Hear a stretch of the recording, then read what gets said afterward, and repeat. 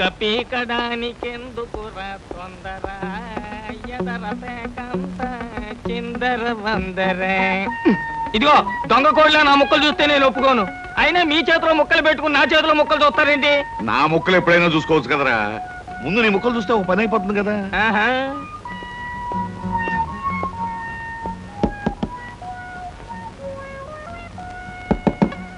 జోకర్లు బెదురుతాయి. ఇదిగో బాబు, Dhanalakshmi agencies proprietor గారు ఉండేది ఎక్కడ? వేసుకో ముక్క చూపిస్తాను.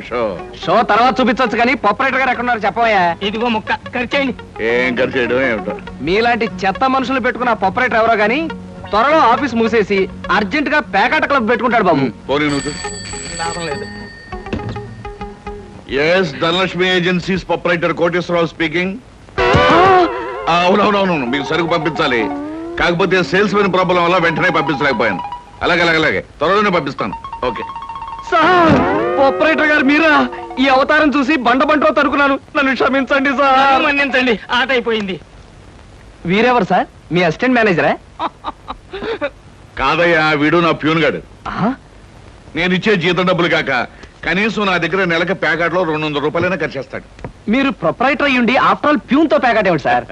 చూడవయ్యా, ఆఫీస్ టైమ్స్ అయిన తర్వాత ప్రొపరేటర్ ప్యూన్ అనే తేడా లేదయ్యా, అందరూ సమానమే. అవును, ఇంటర్వ్యూకి వచ్చినట్టున్నావు. నీ పేరేంటి? కృష్ణ సార్. ఇంటర్వ్యూ కని పొద్దుననగా బయలుదేరి ఇప్పటికి చేరుకున్నాను సార్.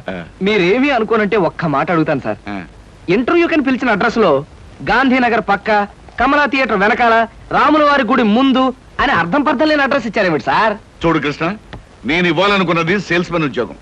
సేల్స్ మెన్ అనేవాడు ఊరంతా తిరగటం, ఎలాంటి అడ్రస్ అయినా పట్టుకోగలగటం మొదటి క్వాలిఫికేషన్. ఆ క్వాలిఫికేషన్ ఉన్నవాడే ఇక్కడికి రాగలడని అడ్రస్ అలా ఇచ్చాను. 8 మందికి గాను నువ్వు అక్కడ వచ్చావు కనుక ఫస్ట్ టెస్ట్ లో పాస్ అనేట్టు. Thank you sir, thank you very much. Second test ఏమిటి సార్? అచ్చు యంత్రాన్ని కనిపెట్టింది ఎవరయ్యా? అచ్చు యంత్రాన్ని జాన్ గ్యూటన్బర్గ్. కరెక్ట్. మొఘలాయి సామ్రాజ్యాన్ని స్థాపించింది ఎవరు? బాబరు. Correct correct. జపాన్ కరెన్సీని ఏమంటారు? యన్. కరెక్ట్. సార్, మీరు అడిగిన ఒక్క ప్రశ్నకి నాకు సమాధానం తెలియదు. మీ ప్యూన్కి అన్నీ తెలుసు. నాకంటే అతనే బెటర్ అనుకుంటాను మీ సేల్స్ మెన్ ఉద్యోగానికి. నేను వేసిన అక్కర్లేని ప్రశ్నలకు జవాబులు తెలుసు కనుకే వీడు జవాన్ పోస్ట్ లో ఉన్నాడు. ఇలాంటి ప్రశ్నలకు జవాబులు తెలియకపోవడమే సేల్స్ మెన్ క్వాలిఫికేషన్. కనుక నువ్వు 2వ టెస్ట్ లో కూడా పాస్ అయ్యావు. ఇక 3వ క్వాలిఫికేషన్ ఏమిటంటే మన సరుకుల గురించి అబద్ధాలు చెప్పడం. ఏది ఒక్క అబద్ధం గబుక్కుని చెప్పు. మీరు భలే అందంగా ఉంటారు సార్. అసలేవయ్యా, నా గురించి కాదు, నేను అడిగేది అబద్ధాన్ని గురించి. నేను ఇంతకు ముందు చెప్పింది అబద్ధమే sir. Correct correct correct. You are appointed as the salesmen. రేపే వచ్చి డ్యూటీలో జాయిన్ గా. Thank you sir. ఏమయ్యా, మీ నలుగురు కలిసి ఈ నెలలో 6 డజన్ ఆర్డర్లైనా తీసుకోలేదు. ఎందుకు పనికొస్తారా మీరు? సోపులకు కానీ పౌడర్లకు కానీ పెర్ఫ్యూమ్స్ కానీ మీరు ఒక్క ఆర్డర్ కూడా తీసుకోలేదంటే నేను మీకు జీతం ఎందుకు ఇవ్వాలి? మీరు ఎందుకు తీసుకోవాలి? అదిగా సార్, ఎన్నో విధాలుగా ప్రయత్నం చేశాం కానీ కారణాలు సంజాషులు కాదు నాకు కావాల్సింది, పని జరగడం కావాలి. Good morning sir. Good morning. కొత్తగా ప్రకాష్ నగర్ లో 4 ఆర్డర్లు, శ్రీరామ్ నగర్ నుంచి 15 ఆర్డర్లు తీసుకొచ్చాను. వాళ్ళ మన సరుకు వెంటనే కావాలని చిందులు తొక్కుతున్నారు. మనం గనక ఆలస్యం చేస్తే మన ఆఫీస్ మీద పడి అల్లరి చేసే అవకాశం ఉంది. గుడ్. సేల్స్ మెన్ అంటే అలా ఉండాలి. జాబ్ ఎలా చేయాలో మీకు తెలియకపోతే కృష్ణ దగ్గర శిష్యారకమైనా చేయండి అయ్యా. వెళ్ళండి సార్. ఇంతవరకు మన వాళ్ళు ఎవరు నెహ్రూ నగర్ ఏరియా టచ్ చేసినట్లేదు. ఇవాళ అటువైపు దండయాత్ర చేద్దామని చూస్తున్నారు. Very good. అది సరే కృష్ణ, మన వాళ్ళు ఎవరు కాళ్ళు గడ్డాలు పుచ్చుకుపతి వల్ల ఒక్క ఆట కూడా తెలియపోతున్నారు. మరి నువ్వేమో నెలకు 30-40 ఆటలు తీసుకొస్తున్నావు. ఏమిటయ్యా నీ టెక్నిక్? నా టెక్నిక్ మాటల్లో చెప్పేది కాదు సార్. పోనీ సౌజ్ఞలో చెప్తావా?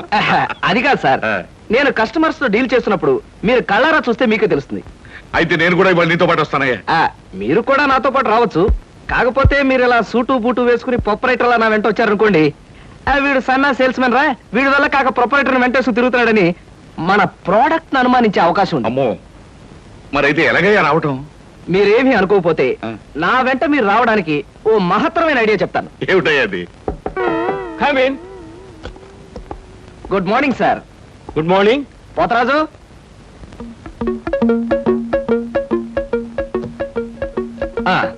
మీరు కొత్తగా పెట్టిన ఈ సూపర్ మార్కెట్ చూస్తుంటే నా మతి పోతుంది సార్. అసలు మీ సూపర్ మార్కెట్ దెబ్బకి సిటీలో ఉన్న సూపర్ మార్కెట్లన్నీ fat. Thank you.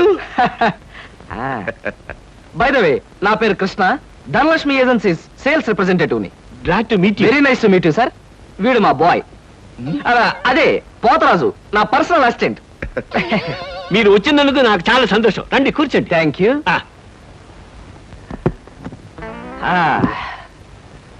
Potharaju, boys కూర్చోకూడదు కదా. అలాగే నిలబడతానులేండి. సార్, మా ప్రోడక్ట్స్ అన్ని కొంచెం మంచినీళ్ళు ఇప్పిస్తారా? బాయ్ బయటికి వెళ్ళాడు. ఒరేయ్, ఆ? నన్ను ఊరే అంటావా? పోతరాజు, బాయ్స్ ని అరే ఒరే అనక అయ్యా ఏమండి అనరు కదా. అవునవును, నేను బాయ్ని కదా. జగ్గులో వాటర్ ఉంది, అయ్యగారు తెచ్చి. నేను నీళ్ళు తీసుకొచ్చి వాళ్ళ. లేకపోతే నేను తీసుకురావాలా? కదా పోతరాజు, ఇప్పుడు నువ్వు బాయ్ కదా. అవును, నేను బాయ్ని కదా. మీ బాయ్ ఏమిటి జోకర్ లాగా ఉన్నాడు?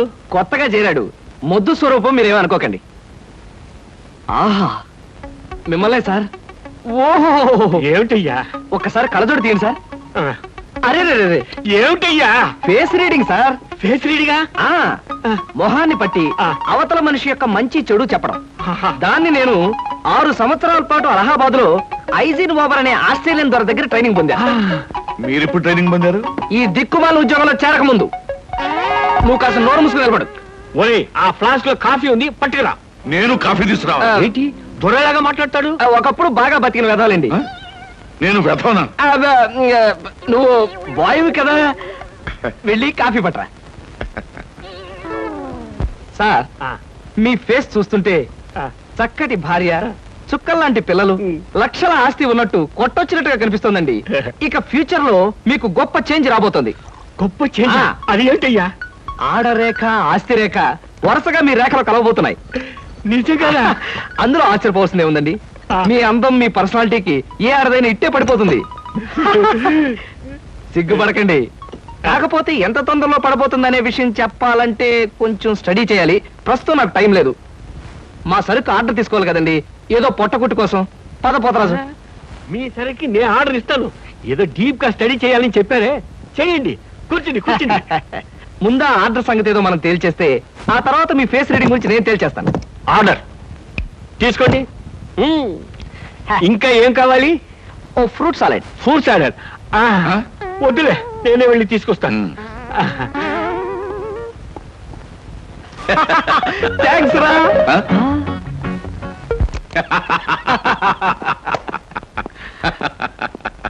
నిజంగా నీకు గొప్ప టాలెంట్ ఉందయ్యా. 6 నెలల్లో ఆడది ఆస్తి కలిసి వస్తుందని 60,000 రూపాయల సరుకు వాడు గంట కట్టావు. అవును, అసలు నీకు ఫేస్ రీడింగ్ ఏమన్నా తెలుసా? ఫేస్ రీడింగ్ లేదు, మీటర్ రీడింగ్ లేదు సార్. ఆ. ఆ మాట ఎక్కడో చదివినట్టుగా గుర్తు. ఆ.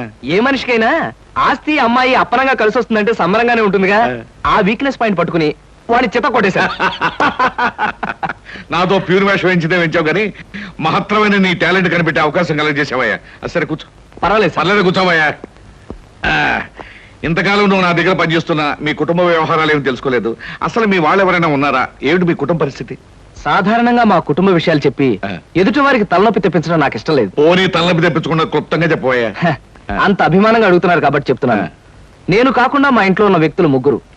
మా అమ్మ దైవభక్తి, ఎదుటి వాళ్ళ మీద అభిమానం, ఆప్యాయత కలిగిన దేవత లాంటి మనిషి. ఇకపోతే మా నాన్నగారు క్రితం జన్మలో తను త్యాగరాజు, తాన్సేన్ లాంటి గొప్ప సంగీత విద్వాంసుడని ఆయన ఉద్దేశం. తన రాగాలతో ప్రజలందరికీ రోగాలు తెప్పిస్తూ, తన ఆలాపంతో ప్రజలందరినీ హాహాకారాలు చేస్తుంటే పేటలో ఉన్న వాళ్ళందరూ గొంతు పిసిగేస్తామని వాళ్ళ నిర్ణయం తెలియజేశారు. దాంతో భయపడిపోయి ఆయన బాత్రూమ్ లోనే పాడుకోవడం హాబీగా పెట్టుకున్నారు. ఆ సుగుణమే కాకుండా పేకాట పిచ్చి కూడా ఉంది. పని పాట లేని వాళ్ళందరితో చేరి పేకాట్లో ఎప్పుడు ఓడిపోవడమే కాకుండా అప్పుడప్పుడు తన బట్టలు కూడా తాకట్టు పెట్టేస్తుంటారు.